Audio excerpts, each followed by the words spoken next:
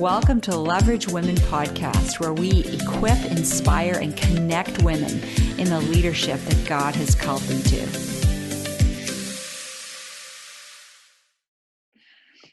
Welcome to this Leverage Podcast. We are talking with my dear friends today on how to be the church, being the church, really being the church without a title or really a role, but I want to talk with these incredible women who are leaders in their community, in the business world, in our churches, and learn from them. So first of all, let me introduce you to my friends.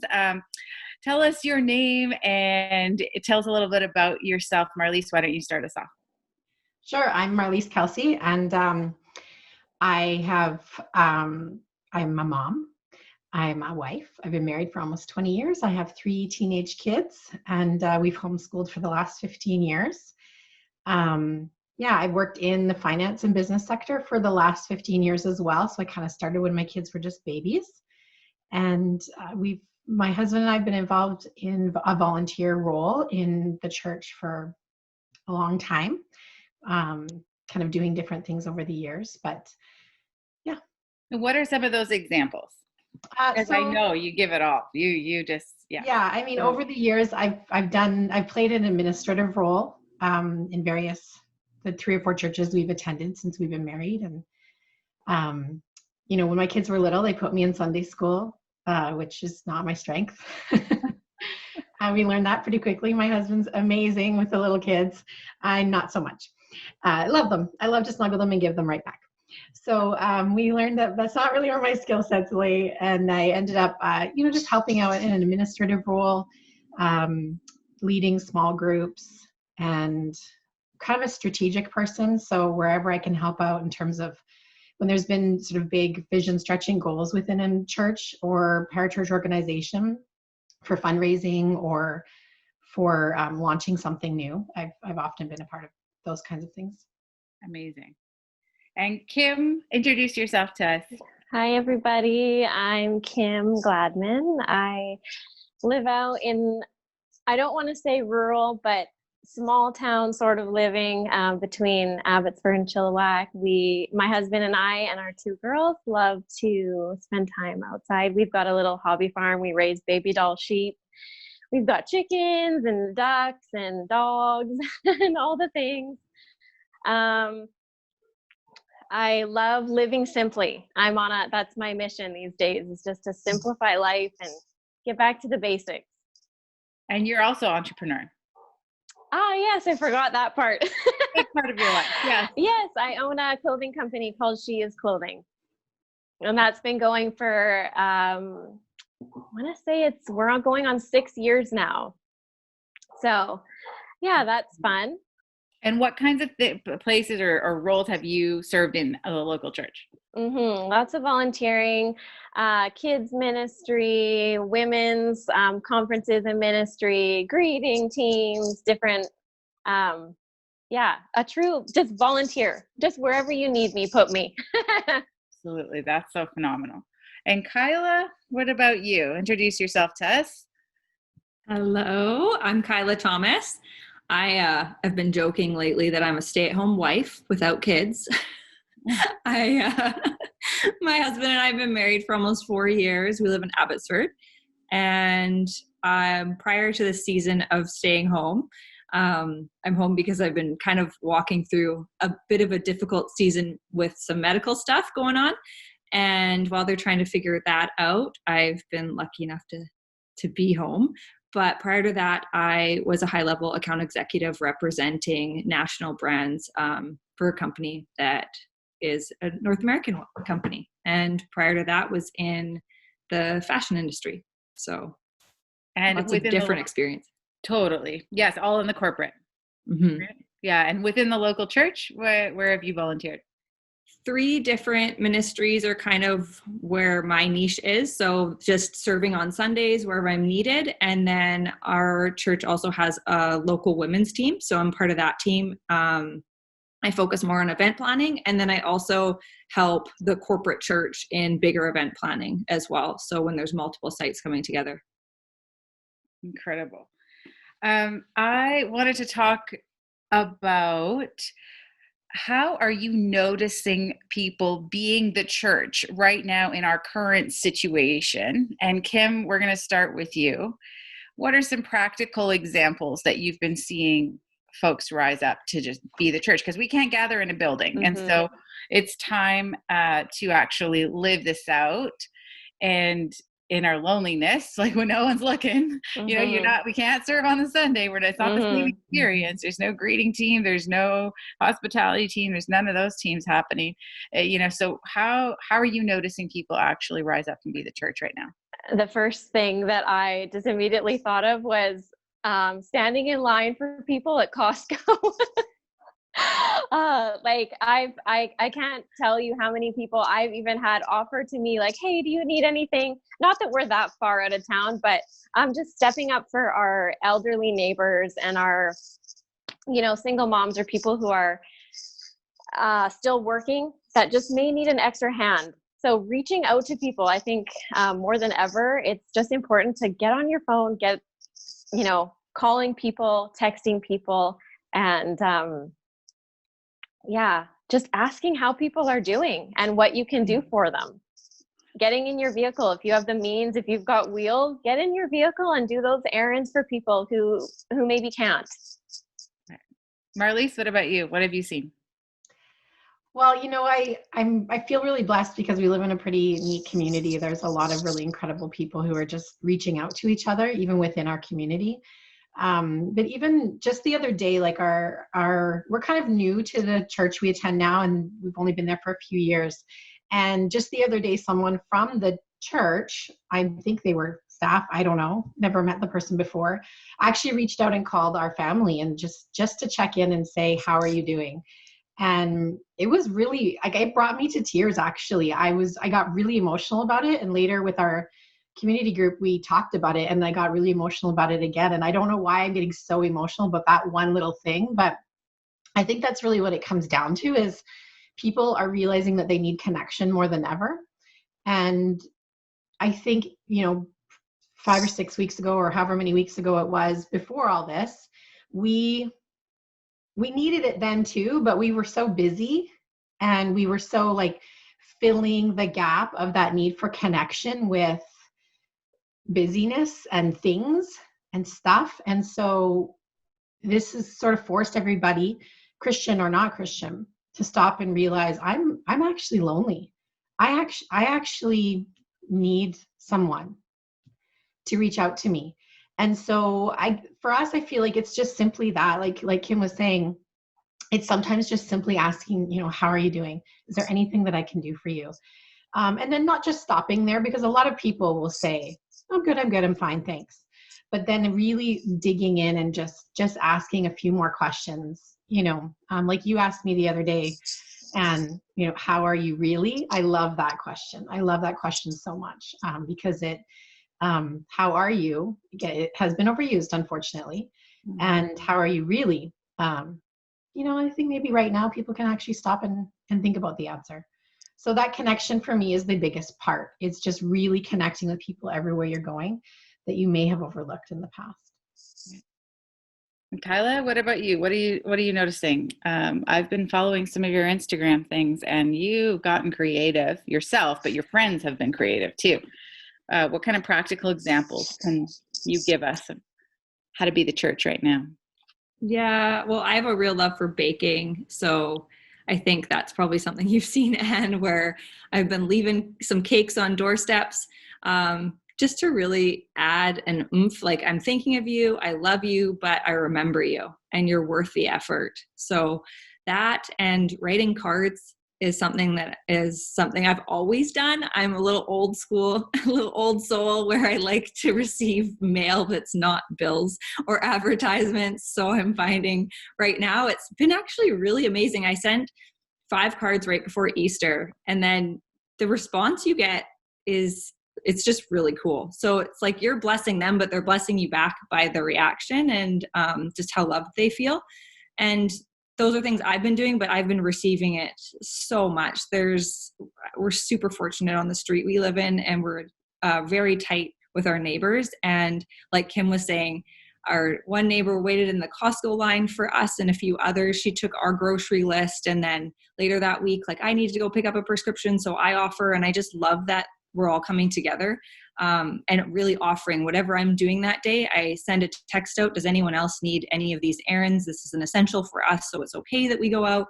And then we do the whole door drop and money transfer, whatever it is, which feels weird right now, because I'm finding the hardest thing is when someone brings me something, I want to hug them and thank them for going out of their way for me. But we do this weird, awkward, like, air hug in the driveway. But it's just so nice to be remembered, I think. Full circle, like remembering others and then also feeling remembered. I think, sorry, just to touch on that, I think it's helping people do this gradual sort of, if you maybe were an online friend before, or you were a neighbor before, and maybe you only exchanged text messages or phone calls, it's kind of gradually encouraging you to take that next step without kind of being in your face and here I am, So at least that's what I found with our neighbors. I've now started meeting them on their driveways where we wouldn't have done that before. So it's kind of nice, actually. It's kind of like a gradual, slow introduction without coming across too, forward. It's incredible. I think one of the big questions that right now is church leaders or ministry leaders have on their mind is, how do you appreciate the people like yourselves that are these high level leaders? What is going to speak to you? Is it the cupcake on the doorstep? How is it that you feel appreciated? So can you speak to that a little bit, Kyla? How is it that you're feeling appreciated by church leaders or ministry leaders that you've been serving alongside, right? You've been, actually, Kyla's one of the people on my team. So we've been serving alongside each other. How have you seen the church making you feel appreciated? I really think it's almost my same answer as before, is being remembered and someone going out of their way to make a phone call. I find right now more than ever, a phone call means more than a bit of a text message. Like, we were such a text generation. So when we have the time now, most of us have a bit more time. So the phone call to check in means so much. Asking the how are you really? I also really like, how's your heart? And opening people up that way. And, it's a really good segue from how are you really? And having that hard conversation where, like, yeah, today or yesterday was really hard, but today or tomorrow I know is going to get better. It's just have that open dialogue, I find, of being appreciated, and depending on the size of the church, what they're doing to still make sure that there is some community. So Zoom is such an amazing tool. And I know for our church, they have been still having prayer nights, and just being able to see everyone and then break out on Zoom and pray together has been so rewarding. Obviously, we're on a global mission together as the church to pray and ask God for things, but then it's so rewarding to just be part of that community and do it with people you miss seeing. Right. So you're actually giving an example of how we're leading our teams better too, and how we lead our volunteers better, and show not just appreciation, but love to one another. And so Zoom and having these prayer nights, that's a way to say, hey, like, we're still here. We love you. We exist. Let's come together on this platform. Let's actually pray for one another. Because I'm telling you right now, the church leaders, ministry leaders need prayer, just like everyone's human. Right. And that's the question we're getting at. The root there is, how are you really? How is your heart? Like, you're human, you've got emotions, you're going through stuff too. So, Kim, what about you? How do you think, to show specifically leaders, like church leaders, ministry leaders, showing love to their volunteer teams? Personally, right now, I'm just like so amazed at how many resources are still available. We're talking about this platform that we're on right now, Zoom. I just think an incredible amount of work and administrative effort goes into, a Sunday service, but same with these courses that a lot of churches are offering online right now. Like a ton of work goes into organizing people and schedules and getting people. So I just feel so grateful and so blessed for everything that is still available online. Yeah, I think we mentioned calling and checking in on people, asking those "how are you" questions. Yeah. That's great. Yeah. I wanted to talk about how you all have come in some way or another or you still work in the corporate, whether you're small business owners, all of you are actually small business owners, and big business owners, I should say, both and. So where do you see your spiritual gift and your abilities and how that sex and becomes invested in the church? How has that played out for you, Marlise? Well, you know what? Actually, you had given us this question ahead of time, and I have not done one of those spiritual gift tests in over 25 years. When I became a Christian when I was 15 years old, I did this spiritual gifts test. So guys, I cheated a little bit, and I actually went online and I found one, and I did it again after 25 years. And you know what's crazy is it's exactly the same. Are you serious? That's insane. So yeah, it's crazy. But when I was 15 years old, I didn't really understand it, did not necessarily have the means or the skills, but the gifts were there. So it was really, really cool to see. So for me, my gifts are my number one spiritual gift for sure is administration. I'm just a strategic, big thinker. And so if I'm really honest, I tell you that the church has not utilized that for me. I have not used that within the church setting very much in the last couple of decades. I'm just being totally blunt and honest about it. I have found a place to use that spiritual gift within the business sector more so. So I'd love to use it more within a church setting. But yeah, administration, organizing, strategic thinking, planning, delegating, those types of things it's just where I'm at. It's just always been my strength, and giving and teaching.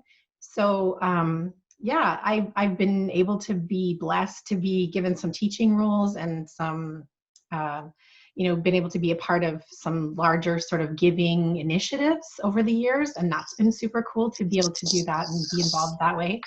I don't know if this is the place or the time, but as a woman, sometimes those particular gifts are not always necessarily matched up with people's perceptions of gifts that maybe they think I should have.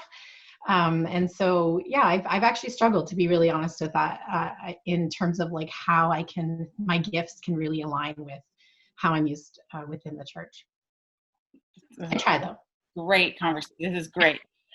Kim, what about you? Yeah, I've always been a feeler. So I know that I have the gift of empathy. And I think often those are associated with working in the church in prayer ministry or even public speaking, but I'm also very introverted. So this makes it kind of difficult for me to branch out and kind of step out of my comfort zone. And, I just think God doesn't make mistakes. When you step up into a volunteer position or into a serving sort of role, that He's just going to show up for you. So whatever it is, I'm just thinking back to some of the things I've stepped up to volunteer and do. And I feel like I'm always just placed in the right spot at the right time.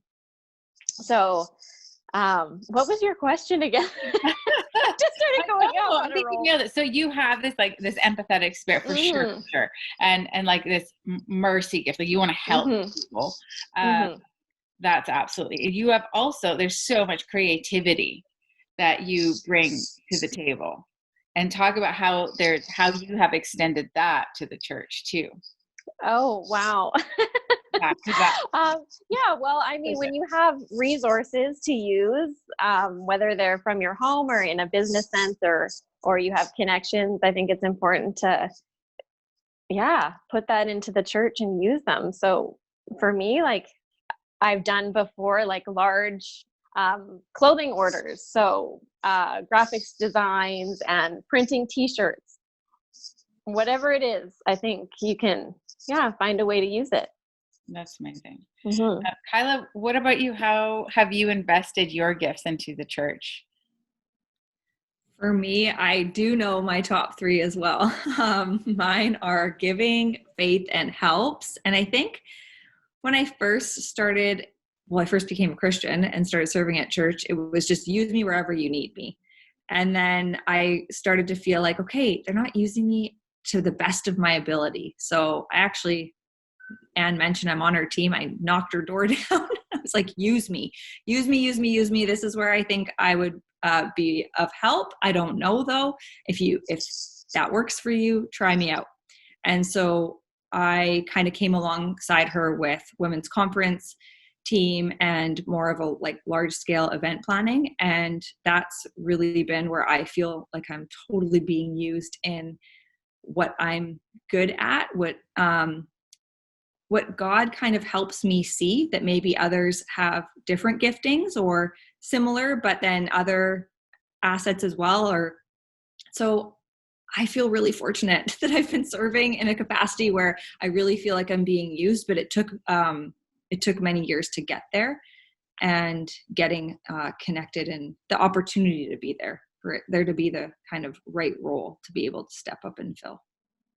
I think it's something interesting coming from the other side of when people do come to you as a ministry leader, saying I'd like to help in some capacity, and trying to discern and sift through that. And one of the things that was really helpful is that when you came, Kyla, you were like, hey, these are my skills. These are my hard skills.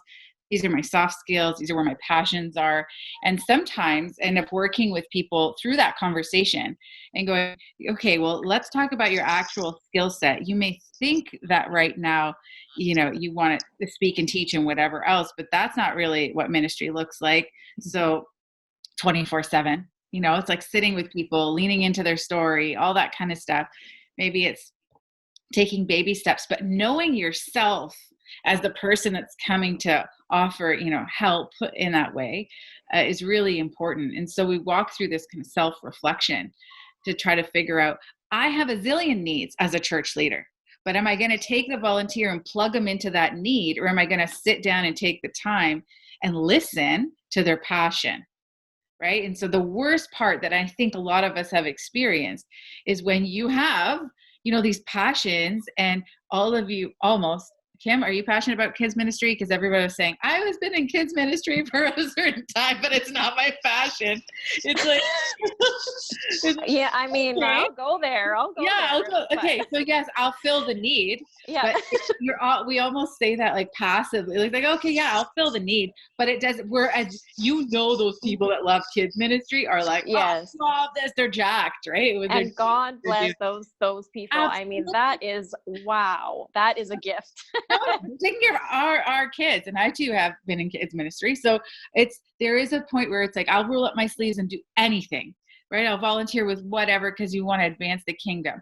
And then there's that sweet spot where you have those volunteers that come in, and it's like there's a passion that's being fulfilled within your soul, because it's actually in Ephesians chapter 2, verse 10, where God, it has works prepared for us to do.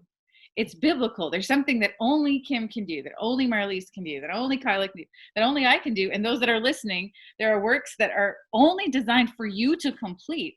And so we're trying to figure out, what is that, Lord? What is it that you want me, or where do you want me to serve you, and in what capacity?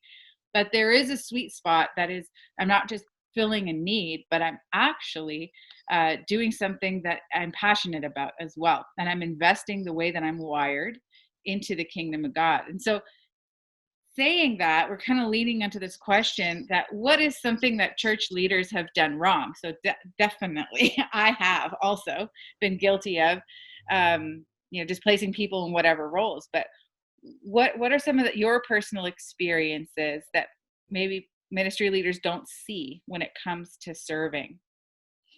Marlise, do you want to start off with that? No. I'm putting you guys on the spot. But I want your opinion is valuable. It's actually to help us shape future ministries. So I think, I mean, the church is still people. That is what the church is. It's the people of God. So I think we just tend to sometimes do what you just described, Dan, which is sort of like, I have this need, I need to fill it now. Who's capable? And maybe somebody like myself or many people that are listening, they're that person that you just described, like, okay, well, there's a need, I'll fill it. And then, but what ends up happening is, we've all heard about, burnout, or just feeling like you're not, living up to your potential. You're not giving in the area that's really your giftings. But so yeah, I think it's just exactly what you described, which is simply just, this is the need. You look capable, and I'm capable of a number of things because I've happened to have skills in a number of areas, but those are learned skills that were mandatory for me to be successful in business. They're not necessarily the things I love doing or the things that God's called me to do within the church. So that listening piece, I think, is a huge part. I don't know why I keep getting drawn back to this, but almost every conversation I've had in the last few months just keeps coming back to this connection part where, if we're really connecting with each other and we're really listening to one another, I think we'll find those places better. And then we as a church will actually grow and flourish way beyond just filling in the gaps. And it'll just be, it'll be God doing it, instead of us just trying to fill in the missing pieces in the puzzle that we're building, So I know that was very general in my answer, but there's definitely been places and where assumptions are made, either gender assumptions or even age assumptions. I really wanted to be involved, full time in ministry when I was in my 20s before I was married. And I was an unmarried woman, Christian. And there was definitely a box. And within what it was the 90s. So granted, lots has changed since then, but there was definitely a box of, you're a woman and you're not married and you're young. So these are the three roles you get to choose from, So those kinds of things, I think, are where we miss the mark a lot within the North American church community. That's good. Kim, what about you? What are you thinking? I know, I'm like, oh, this question. Well, I think I can only speak from personal experience and also working through this with some other people, is that in the past, I think as far as serving and leading and things, people have been turned off, and I'm going here, by an inner circle of church leadership. And I think it's not necessarily where church leaders have gone wrong, because I have a lot of grace for this. I know church leadership is a hard gig. And so you need those boundaries. You need the walls and the prayer and the protection. But just from personal experience, I just think years ago, just feeling like I almost couldn't be in that role because I wasn't in the inner circle. So yeah, I guess I'm still sort of working through that. That's good. That's really great feedback. So then sometimes what appears as so may not actually be reality. Absolutely. And then also wrestling with, do I even need to be in that inner circle? Like those inner integral people are important, and they need each other. So yeah, getting right with yourself, and really kind of reevaluating, like, do I even need to be in that circle if there is one? Right. That's great. Kyla, what are your thoughts on this? This is great. I'm really passionate about boundaries. It's something I've worked on for the last couple of years because I had none prior to. And so I would say that what Marlise had touched on about burnout is a huge thing for me. So from church leaders down, so being part of teams, also feeling protected by the leader, that if you're a Jack or Jill of all trades, that you're actually not being asked to rise up whenever there's a gap that needs to be filled, that they're also protecting you because they care so deeply for you, that they're protecting you from the burnout for yourself, for your relationship, your marriage, your relationship with your kids, and for your relationship with God ultimately. And I'd say that's something that I've become really protective of when I'm leading teams. So if there's a gap that needs to be filled, and I know that, yeah, you know what? So-and-so is really good at event planning and decorating, and she can sing, so she could do worship too. I tend to be the leader where I'm like, nope, I'm not even asking her. I'm just not even going to let her know that that is a gap I need to fill, because she's probably going to say yes, just because she's a yes person. But I'm not even going to bring it to her attention, and I'm going to take it to God, and he's going to give me someone else, because I also feel called as the leader to do and mirror what I'm expecting from those that are also leading and mentoring me. This is so good. Oh my goodness. This is so good, because what we're talking about, what I'm hearing, like paraphrasing kind of our conversation right now, but that relationship matters, and that people are not disposable. And so if we're actually investing in relationship, we're going to care about their marriage and their families. We're going to care about a volunteer feeling like they don't belong, Kim. That's huge. Because not only do we want to belong to like the tribe of people, but the cause that we are all invested in ministry is make the name of Jesus known. Who cares about our name? Make the name of Jesus known, right? And so if we don't invest in relationships and we just think, we're working on whatever, whether it's a project or an event, or, fill the shoes for us, like on a Sunday, which now doesn't exist, but you know what I mean? Like you're filling a role and then you don't matter anymore. That's an awful feeling to have, is feeling like we can be disposable as humans. And so we're, as leaders, we may be guilty of not taking care of our teams well, and actually developing that relationship, and just seeing the task before us and going, oh, the task needs to be done. So how am I going to get it done? And not care about the people that matter so much. Because you're right. I think Marlise, you said this. We're all humans at the end of the day. We need each other. Actually, there isn't really a hierarchy. So being a church leader, a ministry leader, however we want to use that, whatever vocabulary we want to use with that, really means to serve the people. And so it's not a top-down thing. It's actually the washing of feet. It's that example of Jesus, to be such a servant, to lean into the needs and going, hey, we're in this together. We are co-laborers in Christ. Yes, if anything, I'm going to be judged differently at the end of the day, maybe in heaven. That's what it says.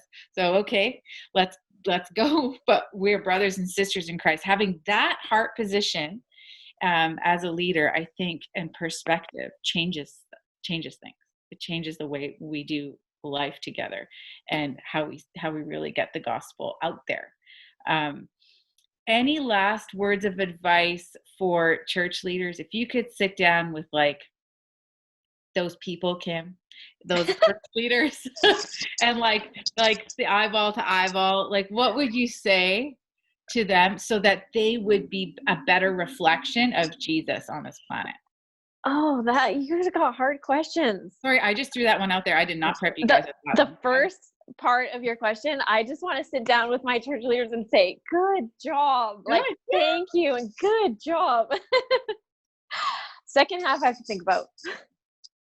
Yeah, absolutely. That's okay. Think about it for a few seconds and then tell us what you think.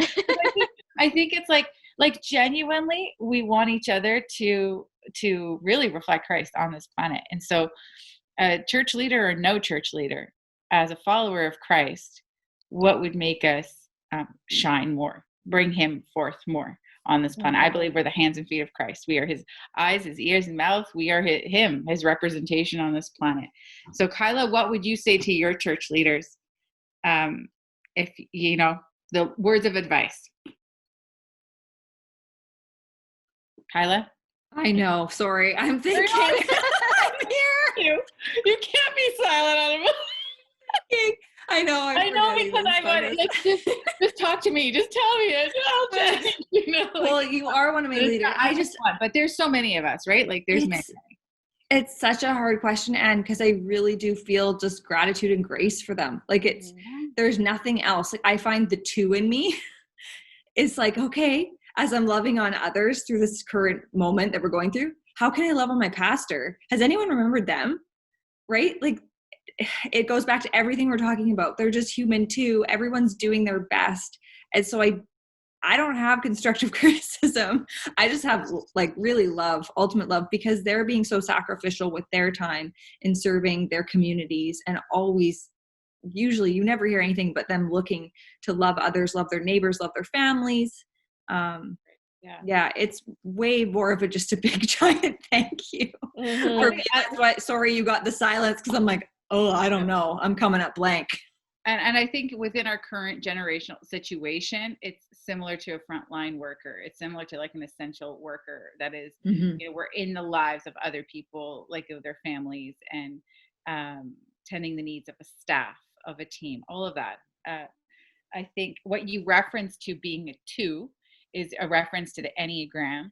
And that's someone who has a gift, a helping gift. And that's definitely who you are. So you're seeing the need, not again in a hierarchy. You're going, hey, that's a human. That's a person who has a need as well. And I'm going to reach out to them. Marlise, what about you? Well, now that I've had a few minutes to think about it, Poor Kim, I put you on the spot. I hope it's okay with you. I'm actually going to flip it just a little bit, because like Kim and Kyla, I feel like, you know, the church leaders and the parachurch leaders and GO leaders that I'm in relationship with, they're doing a phenomenal job. You know, we're all trying to balance, you know, all the things going on in the world right now while still leading teams of people, whether we're in the business world or we're in the church community. And I think people are doing a great job, and we need to remind each other of that and encourage each other that, you know, in so many cases, in the vast majority of cases, we're doing a great job. But I do maybe just have like a little something to say for the other side. So we were talking previously a few minutes ago just about, you know, volunteers within the church, people with different skills, different giftings. And I think sometimes we, like me, I'll just say me, I need to step up more. So I need to, you know, say, these are my gifts. These are my giftings. I feel like God is calling me to this. Would you just pray into that and see if you feel that same way too? And so I think a lot, what's happened over the last maybe decade or longer, I think is a lot of people who want to volunteer within church communities have stepped away. And so it makes the job of church leaders even harder, because it does feel like you're just sort of like pounding the pavement to get people to volunteer. And because many of us stepped away, a lot of my friends who used to be very involved in their churches stepped away for a lot of the reasons we discussed. And so maybe we need to just remember and be reminded that we need to step back in and step back in with open hearts, knowing that people are still people, mistakes might still be made. You might still get asked to do something that you don't feel like you're called to do. But again, like Kyla was talking about boundaries, on both sides, really, boundaries need to be looked at and addressed. So I guess I'm flipping it over to the other side, but just we as volunteers, people who, you know, want to be a prevalent, more giving part of the church community, that we would step in more, allow ourselves to be vulnerable again, to play those roles and to be in those relationships, even though the feelings are there that you're not in that inner circle, or that you're not necessarily going to be totally, you know, prepared for what's to come, because there's so many people, I think, with hearts to serve. And we need to actually just, like, sometimes we need to say no for sure, but definitely we need to say yes, I think, in a lot of cases. And then I guess going back to your original question, then you need to ask us. Right? Such wisdom, such maturity. Thank you, friends. This is so great. It has been just a pleasure hearing your perspectives and your experiences. I'm so thankful for each of you. So thank you for being on this Leverage podcast with us. And for those that are tuning in, we will list our resources that we've mentioned throughout this podcast so that you can tune in, maybe do some self-reflection, and rise up and be the church today. Okay. God bless you guys.